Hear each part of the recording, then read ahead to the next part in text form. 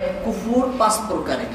কুফুরে incur, কুফুরে জুহুদ, 3 নম্বর কুফর হলো কুফুরে ইনাত। কুফুরে ইনাত ফাইজুল বাড়িতে লেখা হয় যে ওয়া আম্মা কুফরুল মুআনাদাতি ফাহুয়া আইয়ারিফা বিকলবিহি ওয়া ইউকিররা বিলিসানিহি ওয়া ইয়াকবালা ওয়া লা ইয়াতাদায়্যানা বিহি কা কুফরি আবি তালিবিন।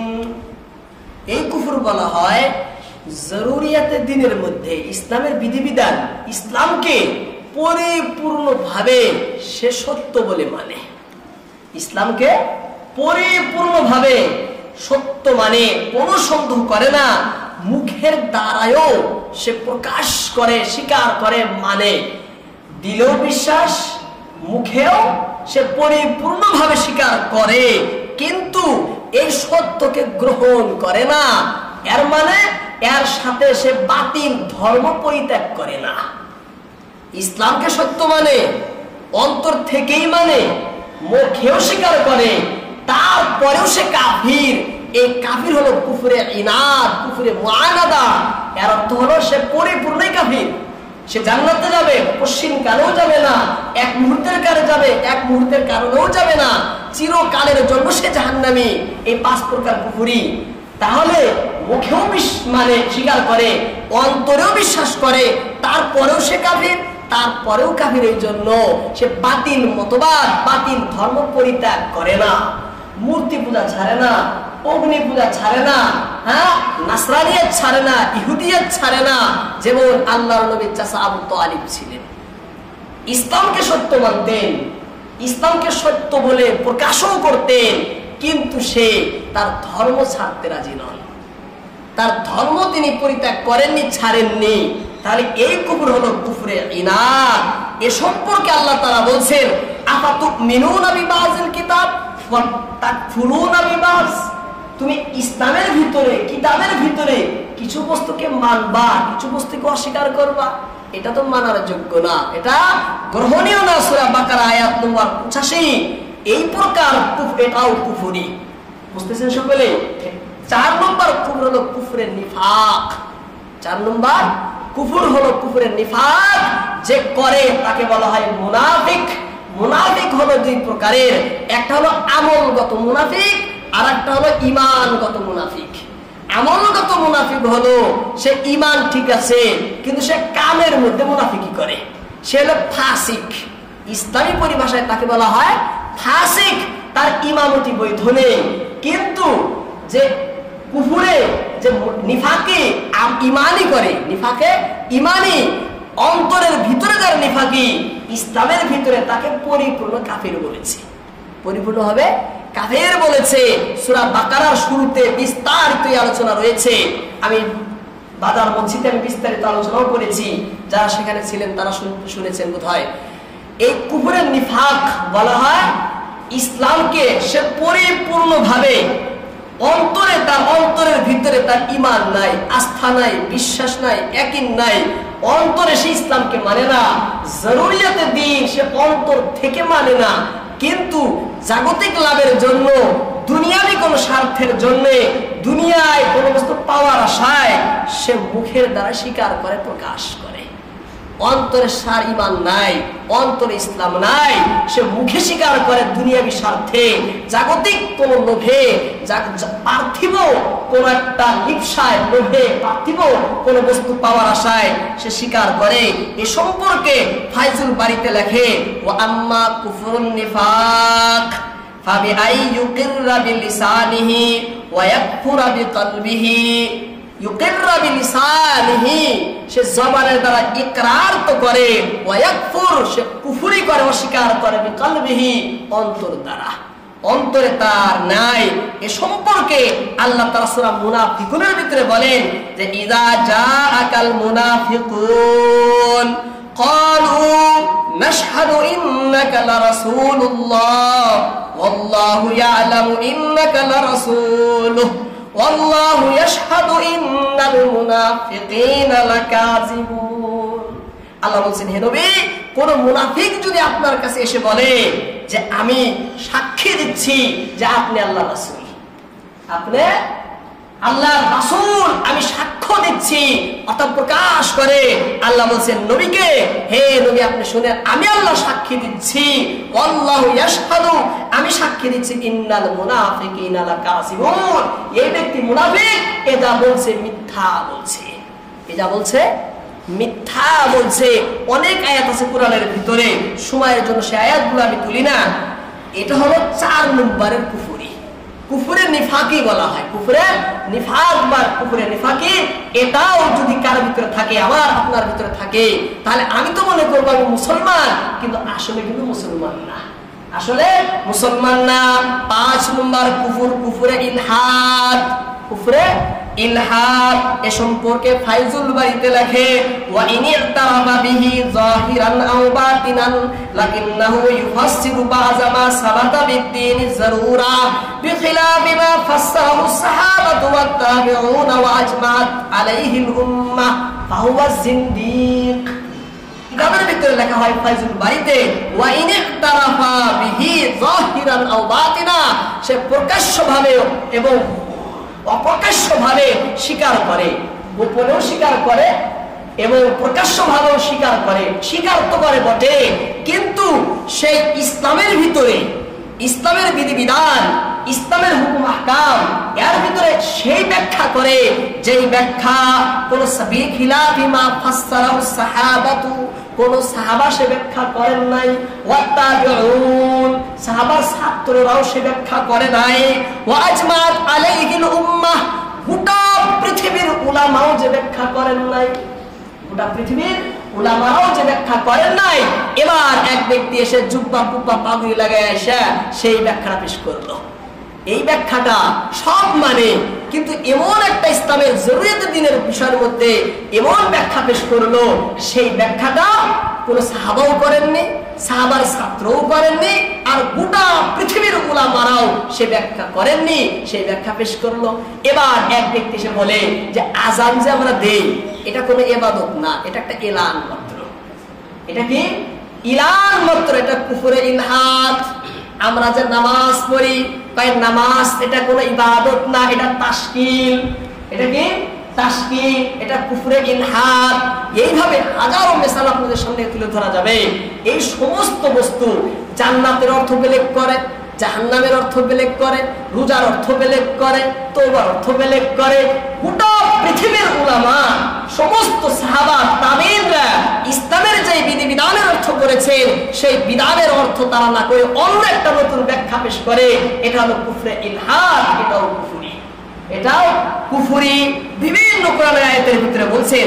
সেই জন্য কুফর থেকে, এই 5 প্রকার কুফর থেকে সাবধানতা অবলম্বন করা দরকার, হুঁশিয়ার থাকা দরকার। কুফর যদি থাকে তাহলে সেই ঈমান কিন্তু আল্লাহর কাছে গ্রহণযোগ্য না, সেই ঈমান আল্লাহর কাছে গ্রহণযোগ্য না। এবার প্রশ্ন, কাফির কাকে বলে? প্রশ্ন হবে না, কাফের আমরা কাকে বলবো? এই কাফের কাকে বলবো, এখানে 2টা দিক রয়েছে। কয়টা দিক? 2টা দিক, খুব ধ্যানের সহিত শুনবেন। একটা দিক হলো জরুরিয়াতের দিনের মধ্য থেকে কেউ যদি কোন একটা বিষয় অস্বীকার করে, অবিশ্বাস করে, অমান্য করে, একটা বিষয়, সে পরিপূর্ণভাবেই কাফির, সে পরিপূর্ণভাবে কাফির। এবার এক ব্যক্তি সবই মানে, এক ব্যক্তি সবই মানে, কিন্তু তার একটা বাক্য এমন হয়েছে যেই বাক্যের ভিতরে কুফরের গন্ধ পাওয়া যায়, বাক্যের ভিতরে কুফরের গন্ধ পাওয়া যায়। এবার তাকে কাফির বলবো কি বলবো না? প্রথমটার ভিতরে কোনো অসুবিধা নেই, কোনো সন্দেহ নেই, সে পরিপূর্ণ কাফির। কিন্তু দ্বিতীয় সব কিছুই সে স্বীকার করে মানে, কিন্তু তার বাক্যের ভিতরে কুফরের গন্ধ পাওয়া যায়। এবার সে ব্যক্তি কাফের হবে না, মুসলমান হবে। মুমিন তাকে কি বলবো? এবার আমরা দেখবো এই বাক্যর সে ব্যাখ্যা করেছে কিনা, এই বাক্যের ব্যাখ্যা করেছে কিনা, বা এক বয়ানের ভিতরে কুফরি বাক্য এসেছে, তার অন্য বয়ান দ্বারা এই কুফরি বাক্য খণ্ডন হয়েছে, তাহলে বলতে হবে এখানে বিভিন্ন অর্থ হবে, ভুলে বের হয়ে গেছে, হ্যাঁ বিভিন্ন অর্থ হবে, সে পরিপূর্ণভাবে মুসলমান, পরিপূর্ণভাবে মুমিন, তাই কাফির বলা যাবে না, তাকে কাফির বলা যাবে না। বাক্যের ভিতরে ভুল হয়তো মানুষের হয় না, সব ইমানিয়ত তার মধ্যে ঠিক আছে, হঠাৎ বাক্যে ভুল হয়ে গেছে। তার যদি ব্যাখ্যা থাকে, ব্যাখ্যা যদি সে পেশ করে, এবার সে ব্যক্তি কোনো ব্যাখ্যাই দেয় নাই, এ সম্পর্কে কোনো তার ব্যাখ্যা নাই, ওয়াজাহাত নাই, তাহলে কাফের হবে কিনা? তার অন্যান্য বিষয়ে আমরা দেখব যে অন্যান্য বিষয় দ্বারা প্রমাণ হয় কিনা যে এই আকীদার তাই সে মানে। যদি প্রমাণ হয় মানে, তাহলে তাও সে পরিপূর্ণভাবে মুসলমান মুমিন থাকবে, সে কাফির হবে না।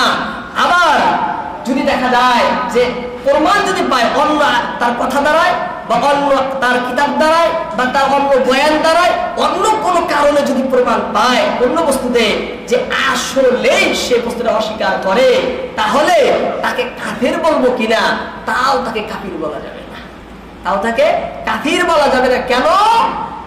কিতাব খুলাসাতুল ফাতাওয়ার ভিতরে লেখে যে একজন ব্যক্তিকে এই ক্ষেত্রে কাফির বলার জন্য সতর্কতা অবলম্বন করতে হবে।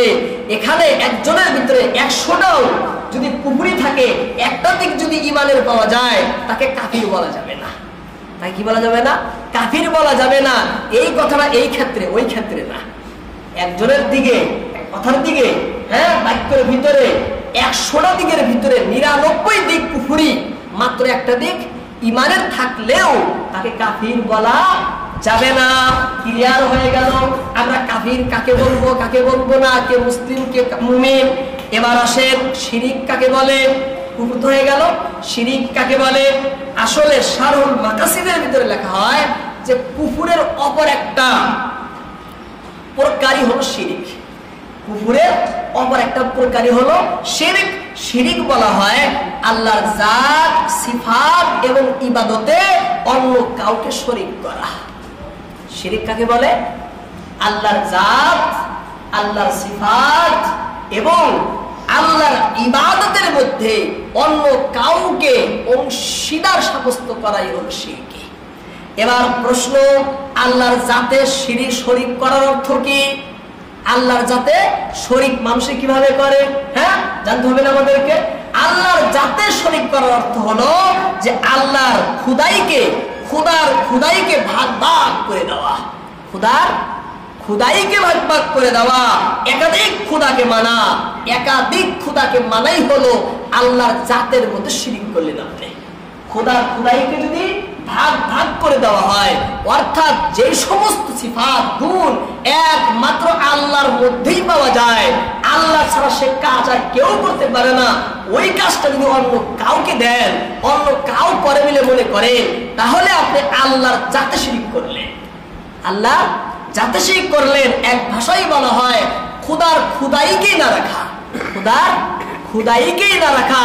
একত্ববাদের বিপরীত বস্তুকেই হলো একত্ববাদের বিপরীত বস্তুই হলো আল্লাহর জাতে শিরিক করা।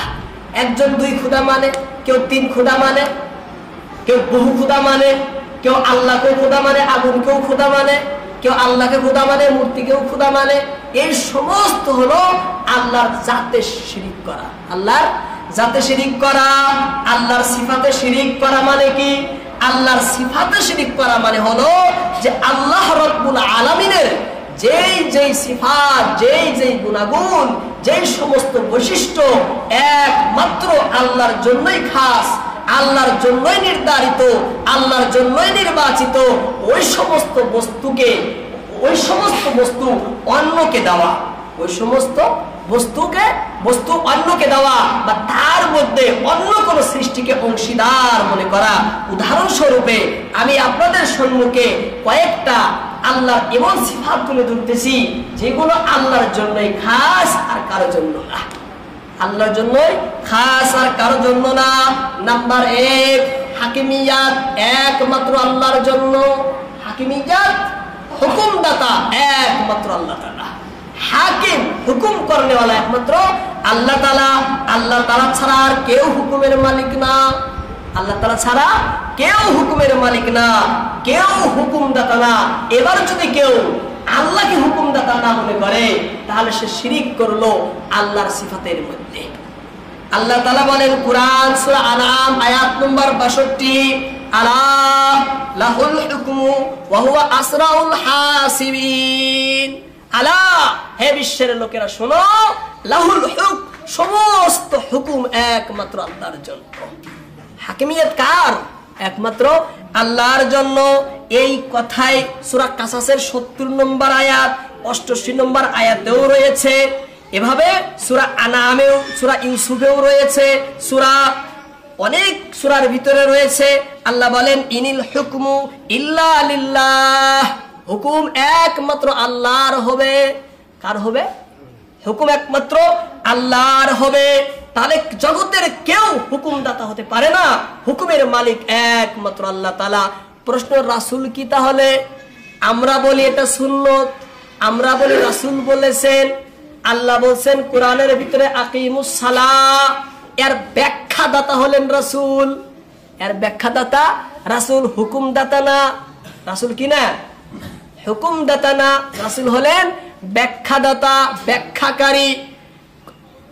আমল তো করতে হবে, এর ব্যাখ্যা দরকার না? এর ব্যাখ্যা বিশ্লেষণ কে করেছেন? রাসূল করেছেন।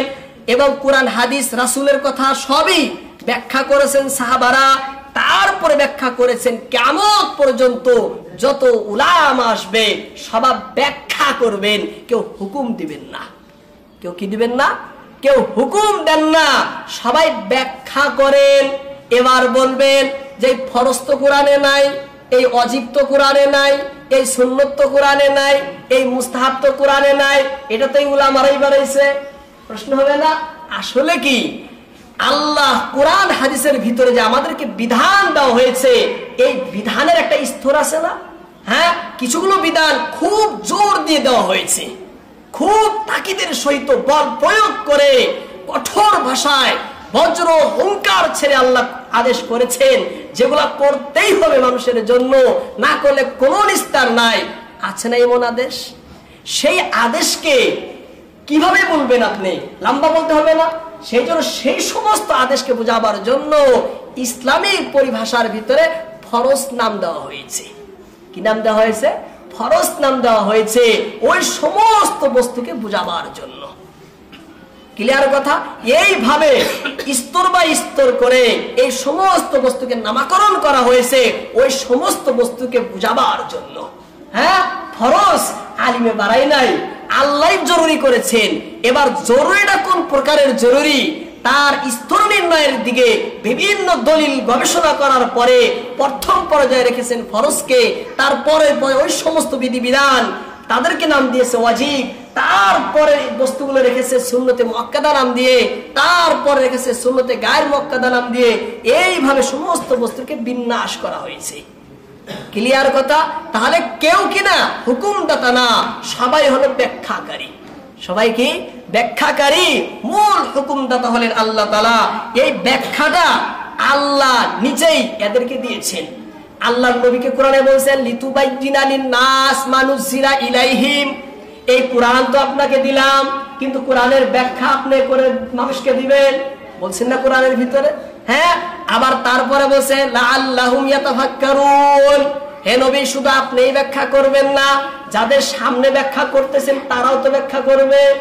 লাআল্লাহুম ইয়াতাফাক্কারুন, তারাও তো সেখানে গবেষণা করবে, তারাও তো তাফাক্কুর করবে, সেখানে তারাও তো চিন্তা করবে। হ্যাঁ, তাহলে আল্লাহ রাব্বুল আলামিন নবীকে ব্যাখ্যা করার ক্ষমতা দিয়েছেন, পাওয়ার দিয়েছেন, এবং উলামাদেরকেও দিয়েছেন। লাআল্লাহুম ইয়াতাফাক্কারুন কারা? এগুলো সাহাবা থেকে নিয়ে কাল কিয়ামত পর্যন্ত যত উলামা আসবে সবাই আর অন্তর্ভুক্ত। সেই জন্যই তো আল্লাহ তাআলা বলেন উলামা সম্পর্কে ইন্নামা ইয়াখশাল্লাহা মিন ইবাদিহিল উলামা, উলামারাই আল্লাহকে বেশি ভয় করে। বলছে না? হাদিসের ভিতরে বলছেন, আবু দারদা হাদিস বয়ান করেন, আল উলামা ওয়ারাসাতুল আম্বিয়া, উলামা হলো নবীদের ওয়ারিস। উলামা নবীদের ওয়ারিস।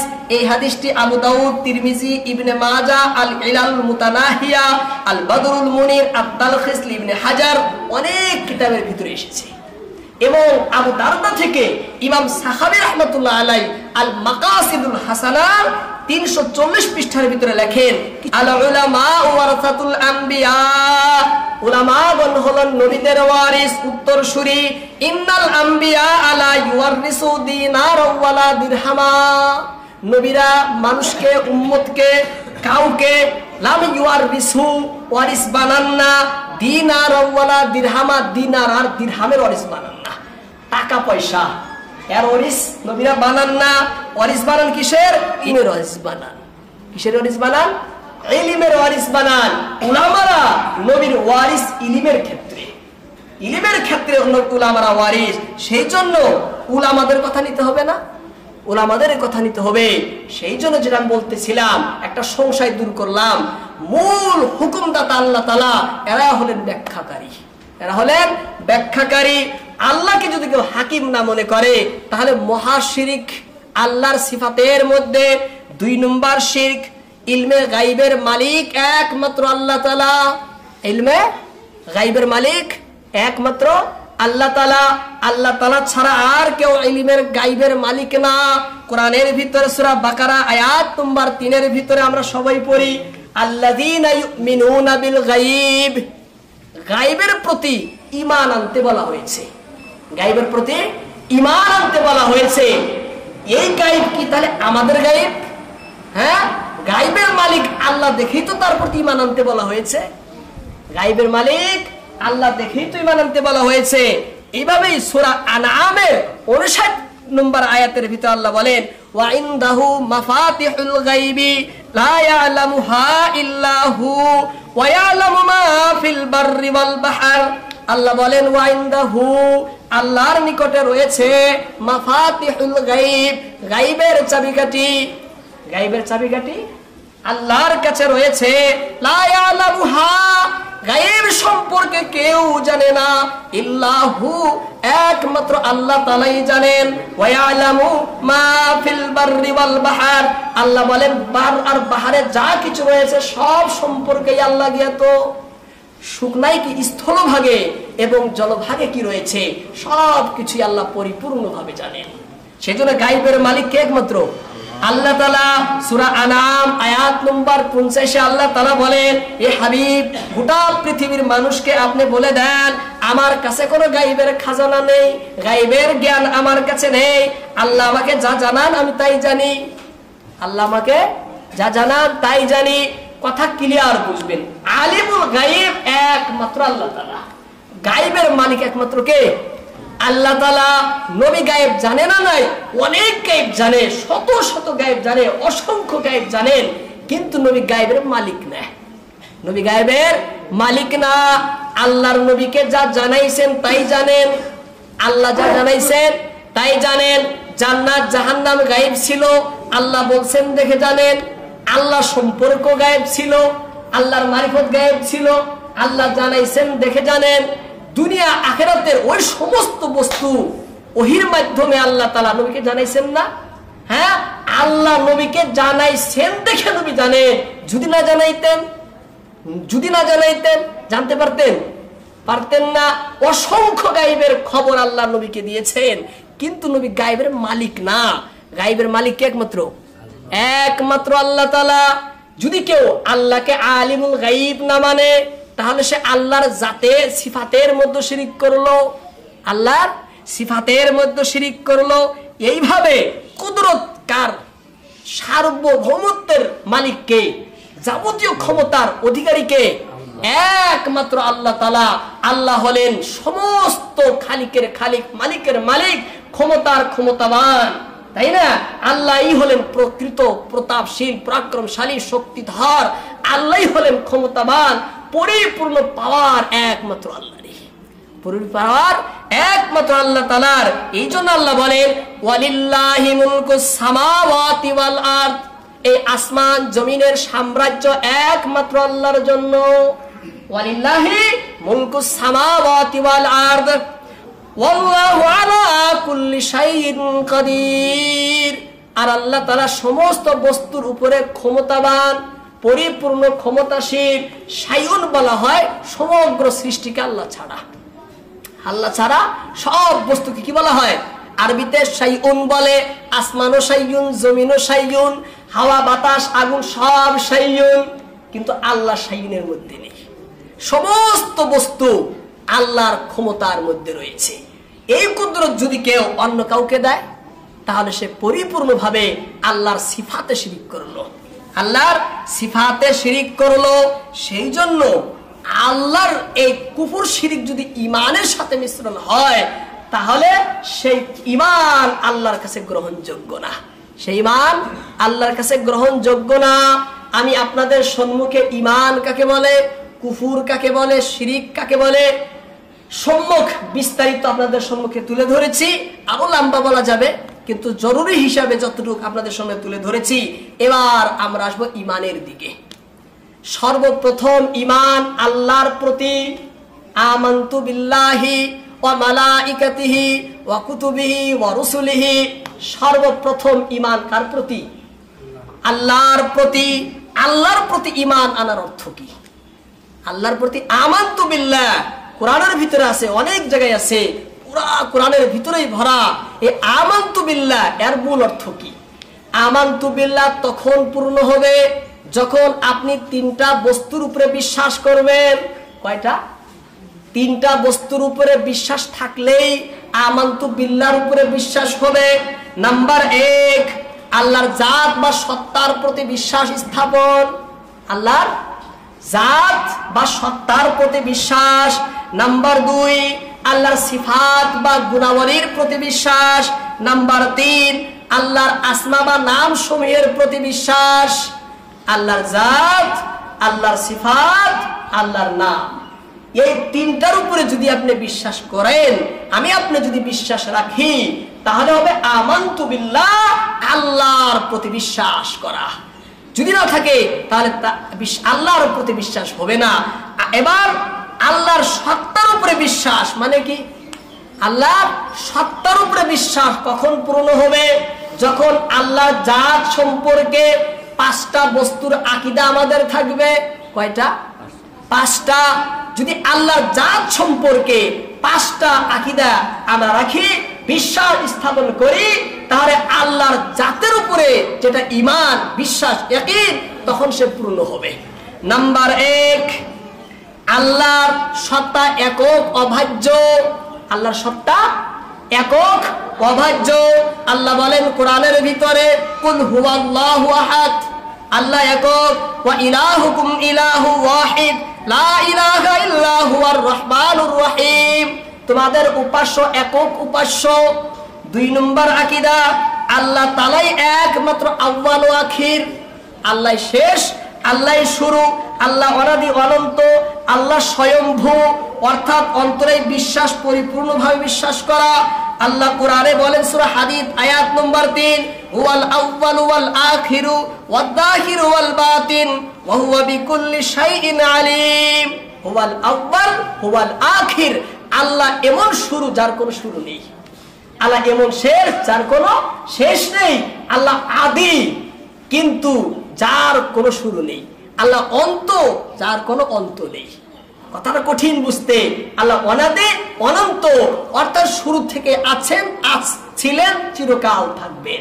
এটা বিশ্বাস করতে হবে। 3 নম্বর মানতে হবে আল্লাহ তাআলার সত্তা কদিম বা অবিনশ্বর। আল্লাহ তাআলার সত্তা কদিম বা অবিনশ্বর, চিরস্থায়ী। আল্লাহ অমর, অক্ষয়। আল্লাহ শাশ্বত, ধ্বংস, মৃত্যু, ক্ষয় আল্লাহকে স্পর্শ করে না। ধ্বংস, মৃত্যু, ক্ষয় আল্লাহকে স্পর্শ করে না, কারণ আল্লাহ অবিনশ্বর। আল্লাহ চিরকাল ছিলেন, আছেন, চিরকাল থাকবেন। আল্লাহর অস্তিত্ব অবশ্যম্ভাবী। আল্লাহর সত্তায় চিরস্থায়ী। আল্লাহর সত্তায় চিরস্থায়ী। তারপরে 4 নম্বর আকীদা, যে আল্লাহর কোনো সাদৃশ্য নাই। আল্লাহর কোনো সাদৃশ্য নাই। আল্লাহ অসাদৃশ্য। কোনো উদাহরণ, কোনো উপমা, কোনো দৃষ্টান্ত, কোনো তুলনা জগতে আল্লাহর হয় না। কারণ আল্লাহ সমগ্র জগতের খালিক, মালিক। এই জগতের সাথে আল্লাহর সাথে কিভাবে তুলনা হবে? হ্যাঁ, এই জগৎ আল্লাহ বানাইছেন, এর সাথে তুলনা হবে? আল্লাহ বলছেন ইয়াদুল্লাহি ফাওকা আইদিহিম, আল্লাহর হাত। এবার অনেকে বলে আমার হাত, আল্লাহর হাত। আরে পাগল, এই হাত হলো সৃষ্টি, এই হাত সৃষ্টি না। আল্লাহ হলেন স্রষ্টা, কোনো তুলনাই হবে না, কোনো তুলনাই হবে না। এবার ধারণ করে আমার ছোট, তার বোধহয় বহুত বড়, আর সেটা বড় ছোট হওয়া সৃষ্টি হয়। এই হাত যে ছোট বড়, এই ধরনের ছোট বড় কে হয়? সৃষ্টি হয়। তাহলে সেই জন্য আসবে, সেটাও বিস্তারিত আসবে, সেটা সিফাতের মধ্যে আসবে ইনশাআল্লাহ। আল্লাহ জাত সম্পর্কে বলছি, আল্লাহর জাতের সম্পর্কে যে আল্লাহর কোনো উদাহরণ, কোনো দৃষ্টান্ত, কোনো উপমা নাই। ক্লিয়ার কথা। 5 নম্বর আকীদা, আয়াতগুলো ছেড়ে দিচ্ছি। 5 নম্বর আকীদা হলো আল্লাহ তাআলা স্থান ব্যতীত জায়গা ছাড়াই সর্বত্র বিদ্যমান, সর্বত্র বিরাজমান। এই জায়গাটা মাখলুক না, জায়গাটা সৃষ্টি না। আল্লাহ জায়গার মধ্যে আসবেন, জায়গার মুখাপেক্ষী হবেন, এমন না। আল্লাহ সমস্ত জায়গায় বিদ্যমান, বিরাজমান, কিন্তু জায়গা মুক্ত, স্থান মুক্ত। এভাবেই বিশ্বাস করতে হবে। কোরআন হাদিসে আর দলিল এভাবেই এসেছে। বাকি কিভাবে? ব্রেনে সেখানে খাটানোর কোনো জায়গা নেই, বুঝার ক্ষমতা নেই। আল্লাহ সৃষ্টি বানাইছেন না আল্লাহ তাআলা, এই সৃষ্টির ভিতরে আল্লাহ হুলুল করবেন, প্রবিষ্ট হবেন। আল্লাহ প্রবিষ্ট হন না। হ্যাঁ, মখলুকের ভিতরে স্রষ্টা কিন্তু সৃষ্টির মধ্যে আসতে পারে। আপনি একটা বস্তু বানাইছেন, ওর ভিতরে আপনি যাবেন? হ্যাঁ, স্রষ্টা সৃষ্টির মধ্যে থাকে না। সেই জন্য মানতে হবে যে আল্লাহ তাআলা সর্বত্র বিদ্যমান, সর্বত্র বিরাজমান, কিন্তু কোন স্থান ও জায়গার মুখাপেক্ষী না। সৃষ্টি, স্রষ্টা সৃষ্টি থেকে সম্পূর্ণ আলাদা, পৃথক। আল্লাহর ইচ্ছা, আল্লাহর জ্ঞান, আল্লাহর ক্ষমতা সমস্ত বস্তুকেই পরিবেষ্টন করে রেখেছে। এই পাঁচটা বস্তুর উপরে যদি বিশ্বাস করি, তাহলে আল্লাহর জাতের উপরে বিশ্বাস করা হবে। ইনশাআল্লাহ এ সম্পর্কে আরো বিস্তারিত